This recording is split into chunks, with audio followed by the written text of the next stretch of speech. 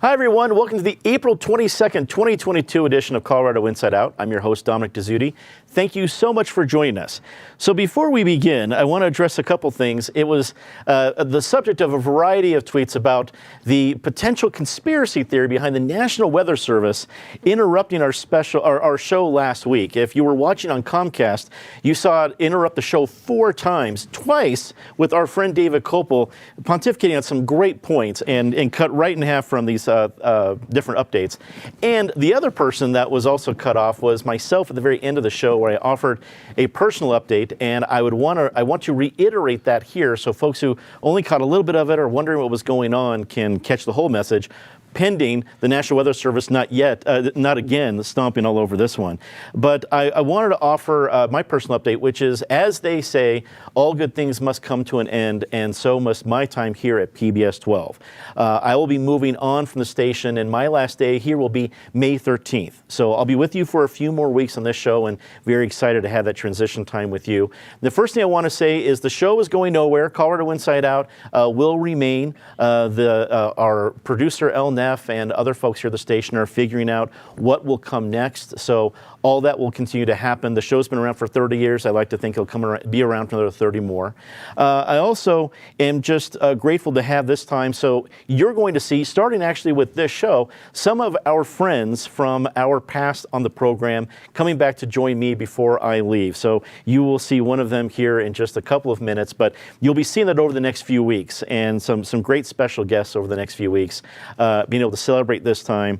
And I haven't figured out my next chapter yet, but I'm excited for it. I'm also excited for the future for PBS 12. I think there's some bright things ahead for everybody involved. So with that, we will get to tonight's program, courtesy of an interruption-free program from the National Weather Service. Fingers crossed. The Colorado House State Civic, Veterans, and Military Affairs Committee was the first stop for an election security and integrity bill this week. After hearing testimony from Colorado Secretary of State Jena Griswold and Mesa County Clerk and Recorder Tina Peters, the committee approved the bill that would increase security measures for elected leaders who have access to voting machines and other related equipment. As always, Patty Calhoun, we start with you. There may be other Griswold-Peters debates in the future because they're both running for Secretary of State. I think Pam Anderson has something to say about that. But I didn't expect these debates to start so soon. And the way it's juxtaposed, Jena Griswold is for this bill. Tina Peters is against it. What did you think of what we saw? Well, speaking of conspiracies, the debate has been going on since November 2020 on what went on with the election, whether it was rigged, whether it wasn't. And with that debate has been increased threats against public servants, not just people in the clerk and recorder's offices around the state, around the country, but other elected officials. It's really a strange time to be a public servant. And in this case, you would think we would have an adequate security built in to keep our elected officials secure, although we also have elected officials who are being accused, as is Tina Peters, of actually breaking the laws anyway to go in and keep elections secure. So I think the legislation will pass this year, but let us hope that people are calmer as we head into the elections. Let's hope they accept the fact that our election system in Colorado especially is really the gold standard. It's safe. And I can't wait to see Eric Coomer of Dominion go to trial against Fox. That's set for next May. That will certainly be interesting. David Kopel from the Independence Institute and DU Law School. So this, a key thing for me to note is that this election security and integrity bill is very different than the ones we're seeing in Republican-led legislatures in other states. What do you think of this particular bill? Is it needed? Is it a good idea? Well, let's look at the big picture. The way our country works with our constitutional system and its U.S. and then the parallel system in Colorado is you don't trust one single individual to have all the power, because you're not, if it was George Washington, that would be fine, but you're not always going to get George Washington. You're going to get Aaron Burrs and other scurrilous characters sometimes. So you set power against power. So when the center, the White House in the fall of 2020 tried to steal an election, it didn't have all the power because there was the power in the states, in the Secretary of States, and then ultimately in the county clerks and all that. Same thing in Colorado. Jenna Griswold is working so hard to use the perhaps criminal misconduct of Tina Peters to hoover up as much power as she can into herself personally. And even if we had a Secretary of State like the great Wayne Williams or his many predecessors who was very straight up and fair, that would be a bad idea. It's a very bad idea at a time when we've got the most partisan Secretary of State in the memory of anyone who's currently alive. The bill is a lot better than it was when it started out because some of the worst things have been taken out. It would have given the Secretary of State censorship power over the county clerks to say, oh, you made this statement about the election and I think it's false and you were reckless in saying it, so I, the Secretary of State, have the authority to squash you as the county clerk. That's the opposite of a fair constitutional system. That's out, and there's some good improvements in there on the actual physical security of voting machines. Also join us, Denise Maes, founder of Maes Solutions, also a longtime public policy consultant. Denise, it's great to have you here. Denise, I think there's details of the bill here, but then there's also the kind of political questions it stirs up. The whole idea of election integrity. Does that stir up other thoughts from people who may not be looking at all the details of this bill, but suddenly think that Colorado elections are at risk when, as Patty noted, they security-wise have been a gold standard since we went to mail-in ballots years ago. What do you think from what we saw this week? Very, very good points and very good question.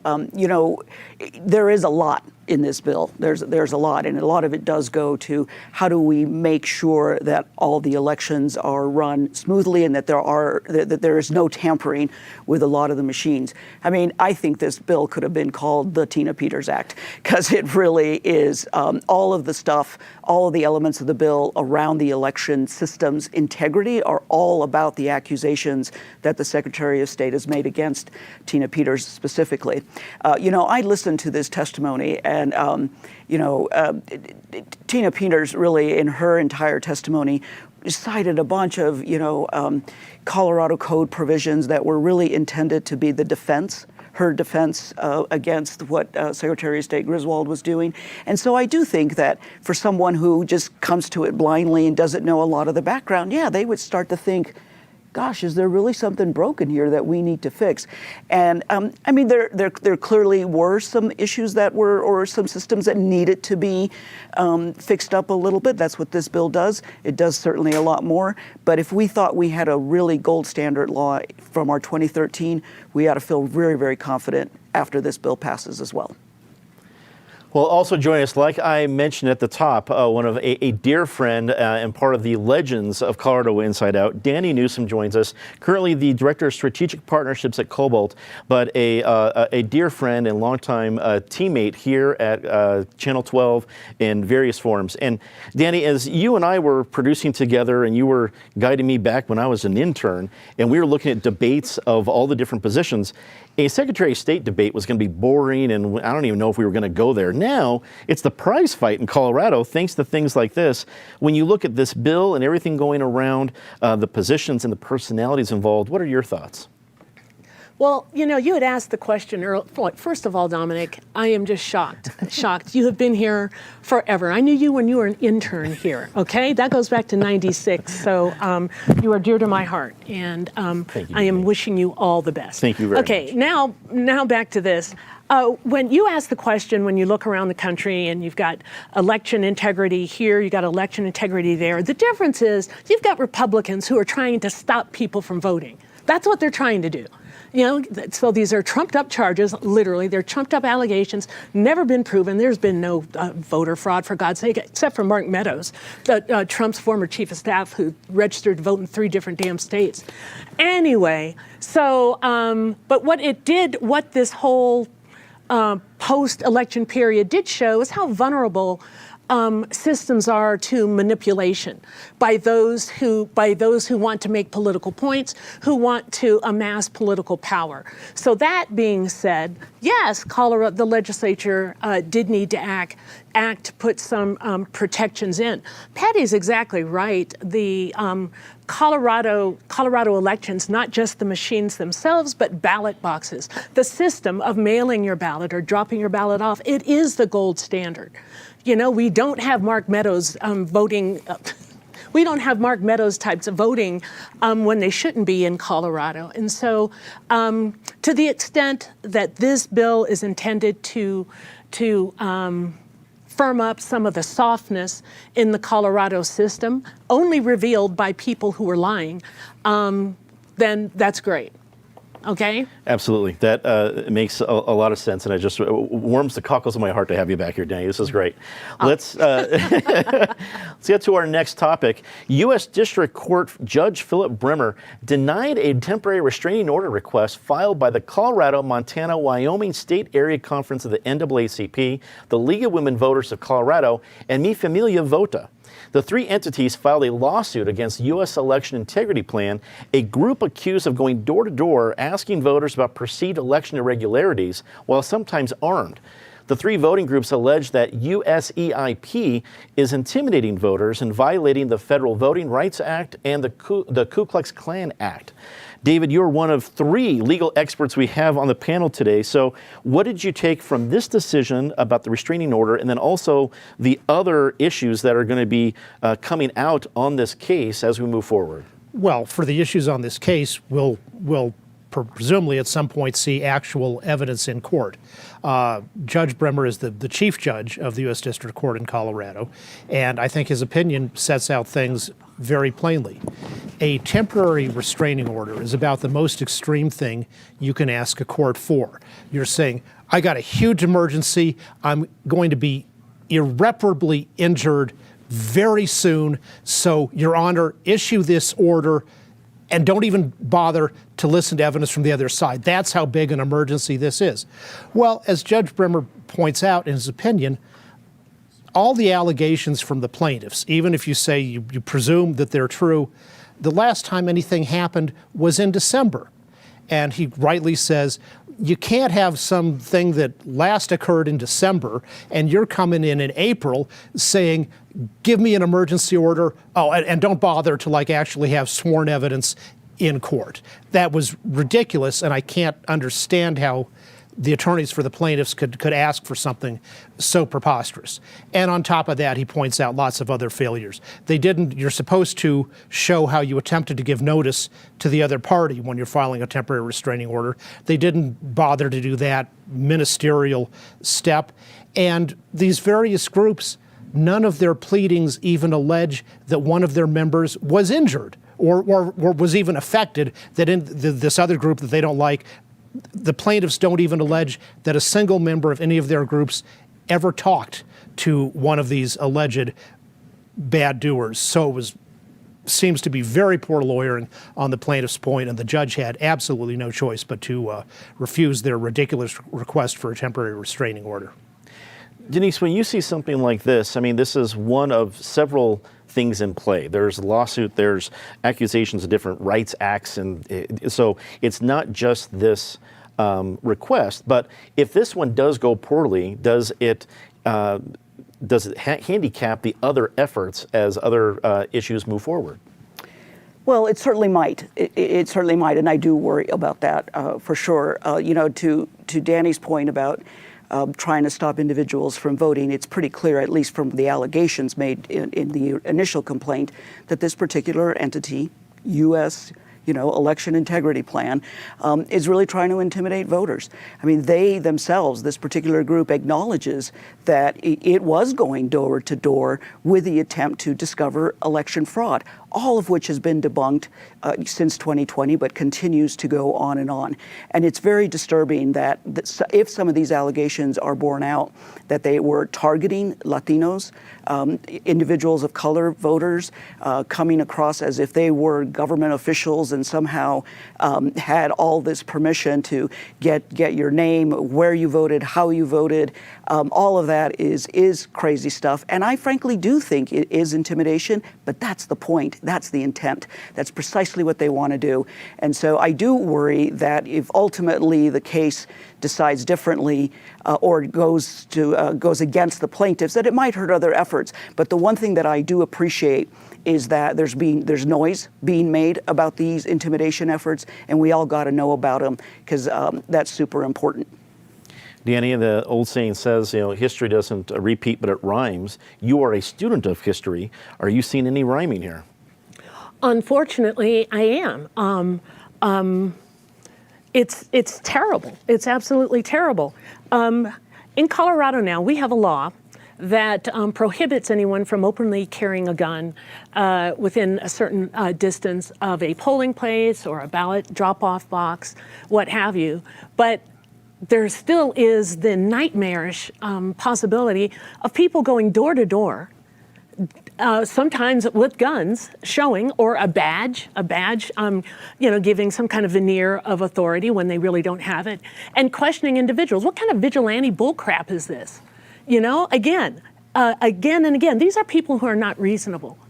How many times did Trump or Trump allies try to overturn the results of the election? And you had at least 50 court decisions just throwing out their claims. There hasn't been any, and yet this is what is still happening. This was the reason for the Voting Rights Act of 1965, and people haven't reformed. The Republican Party hasn't reformed. They have doubled down on their desire to restrict certain people from voting. And those certain people happen to be black, brown, elderly, young, and that is what they're doing. So leaving aside whether the lawyering in this particular case was poor or not, the problem still remains that you have not just individuals, you have a political party intent on restricting the ability of people to vote. Patty, it seems like Colorado is a magnet for hotspot debates like this for the election. Do you think we will continue to be a hotspot on this issue? Yes, because we're heading into the election season. It is going to get hot. And even, let me defend the Republican Party, sort of, which is I think the majority of the clerks in Colorado are Republican, and they do a great job. The majority, Tina Peters aside. They are doing a good job. They're being threatened themselves. And we have to support them. Let's remember they're doing a great job. I have to say, it's not just the door-to-door. It's the calls you get, or I look at my mother's mail sometimes, and basically fraudulent mailings that look like they're from the government, but they are not, and they are scaring you about voting and what can go on. And we have to remember, people have the right to vote. They have the right to vote without being harassed, you would hope, without having guns at the polling place. Let's push what's working in Colorado. Let's stand up for it. Let's push it nationwide if we can. I mean, one of the very first states to allow mail-in voting, Amber McReynolds, she was on our cover last week, who is now working on it on a national level. It is working here. Let's support people, and I'm not a lawyer, so I'm not going to sue them, but let us mock mercilessly the people who are trying to destroy voting. The latest in housing this week, Monday morning, Governor Polis announced a 3-bill package to help address the homeless epidemic. Collectively, the measures would funnel $200 million toward homeless services and housing campuses.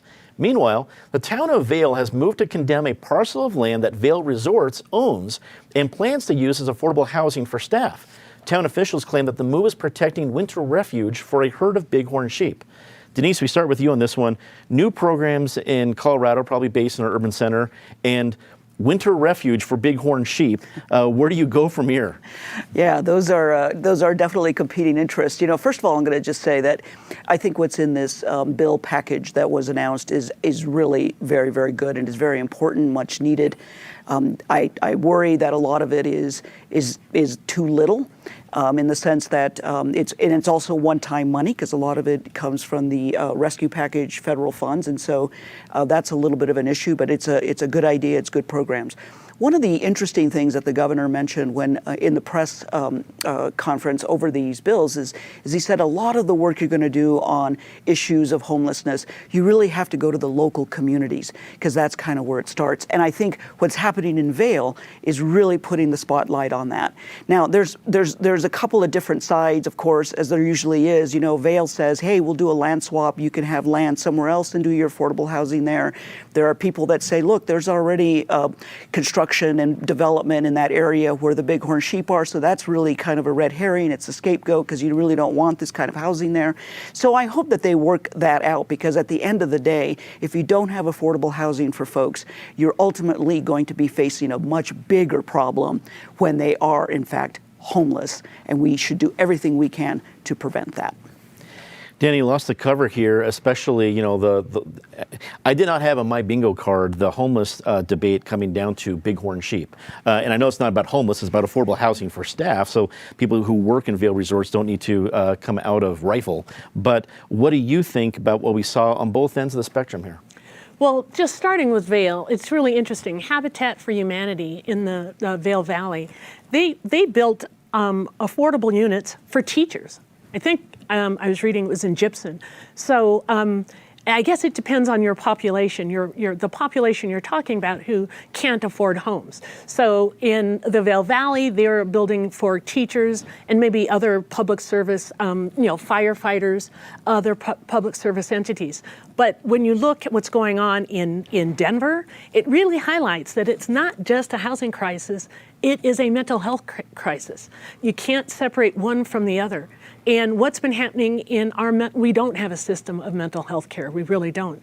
But with the 60s and 70s, where it was decentralization, people getting local treatment, people not being, if you will, institutionalized, but we are living with the remnants of that. And so you have a significant portion of people who are experiencing homelessness, who have way more problems, and I'm thrilled that this package at least is trying to address some of that. With Denise, I'm kind of like, well, is that going to be enough? And I'm thinking, no, it's not. But at least realizing that it's, the homelessness, that's almost the end of the line. It's how that person got there and dealing with all those fault lines that led to the person actually being homeless. That's so important. Patty, when you built affordable housing for Westward employees, did you have to move any bighorn sheep? Mm-hmm. No, because they just stay at their desk. That's fine. So the bighorn sheep issue is obviously a very different one in most situations. Ski areas have had employee housing issues forever, not just the people who work at the resorts, but anyone who works in the town. They can't afford to live in the town they're in charge of. So affordable housing is a big issue. They will work something out because otherwise there will be no employees in Vail. Bighorn sheep, I guess the equivalent here would be businesses on the mall, the Denver partnership that pushed for the camping ban 10 years ago. And we're about to have the 10-year anniversary of that. We don't see that it really solved homelessness. What it did was move where people are homeless. It allowed sweeps to happen more often. And now the state is realizing it is not just a Denver problem. It's a statewide problem. And certainly the metro areas have to get together because as you're swept out of Denver, where do you go? You're going to Englewood, you're going to Aurora. So a concentrated effort to figure out what kinds of services are needed, and they're all different kinds of services that are needed, is really important. It's a good step. David, wrap it up for us. Well, the show has been talking about homelessness at least since I started being on it in 1988, and before, and Danny was on that, or even earlier, and we don't seem to be making much progress on it. So one of the things that looks promising in this is more funding for residential recovery campuses, like a fairly long-term housing thing for people who are substance abuse addicts to start getting on their feet and transition with guidance and leadership. We have this at Old Fort Lyon in Los Animas, and this is to build more. Sounds great. Then I wanted to find out, well, how well do these things work? And you can go to all the advocacy organizations and they tell you about this and that, but they don't ever point you to any studies on that this actually works. I went to the U.S. Department of Health and Human Services for their 2019 study on residential housing for opioid abusers. And they said, yeah, there's not enough data. We don't have much research. So I hope that when we spend all this new money, it also comes with a rider that you have to spend the money. You have to give the public data on whether it actually does work. Well, it is time for a very favorite part of the show, Disgrace of the Week, our bumper sticker edition. We've been a little chatty tonight. Patty, as always, start us off. Dave Williams, a candidate who wants to be able to use his nickname, Let's Go Brandon, so far on the ballot. So far, Jenna Griswold has been wise to say no. But I think we need our own nicknames on this show, and I'm going to lobby for it, like Dave, I do research Copel. It's a disgrace that we don't have those. David. Governor Polis criticizing what he called the socialistic interference by Florida and with Disney, and saying that in Colorado we don't do that to companies like Disney and Twitter, which is true. Like if you're Excel, because then you get to run your own the regulatory agency that runs you. But if you're in oil and gas, or if you're a small business that was eliminated by the Polis lockdowns, and the state of Colorado interferes quite a lot in private businesses. Denise. Well, listening to CPR just the other day, there was a snippet of an interview with the governor where he actually equated anthrax with fentanyl. I thought that was completely disgraceful. It's misinformed, ill-informed. It's just flat wrong, and I think that is disgraceful. Danny. Well, I will say for Governor Polis, his characterization of what Ron DeSantis and the state legislature have done, it is fascistic. And it's against the First Amendment. It is government taking steps against a private entity for their speech. Okay, and the speech was defending the human rights of individuals. So yeah, the Florida always, the sunshine is gone. It's a disgrace. Time to see something nice rather quickly. Patty. A few blocks from here, you have the art park in Rhino and the new library named for Bob Ragland, famous artist. David. The Florida judge who correctly ruled that the decider on masks on national transportation is a decision to be made for Congress. Congress never delegated to the Centers for Disease Control or anybody else the power to make that decision. They authorized quarantines, and making healthy people wear a mask is not a quarantine. Denise. Denver City Councilwoman Jamie Torres, she held up a contract with Denver and a collection agency because she didn't want that collection agency to have the authority to collect fines of $300 or less. That's a recognition that fines and fees due to courts really have a disproportionate impact on communities of color and people of low income, rah. Danny. The Connecticut House of Representatives passing a bill expanding access to abortion care by expanding the categories of healthcare providers who can perform abortion care, and preventing Connecticut from enforcing any of the anti-abortion vigilante edicts that come out of anti-abortion states. And I want to say something nice about my friend Danny Newsom, one of a couple different folks we're going to have over the next several weeks joining me on my last shows. As we said at the top of the show, Danny was with me when I was an intern. And she's had jobs all around. She's produced shows with me. She's hosted shows, worked all the different areas around here. You've always been such a dear friend, Danny. So thank you for being a part of this, the Last Hurrah shows, and just grateful for you being here. Thank you for having me, Dominic. I'm absolutely still in shock, but it was good to be back. Dave and I guess we could do fisticuffs, but we won't. We won't, not today. Thank you, and it was good to be back at the table. Thank you. It was fitting that we were chatty today because this is the legacy. That is all the time we have for this episode of Colorado Inside Out. For everybody here at PBS 12, I'm Dominic Dezzutti. Thank you so much for watching. Good night.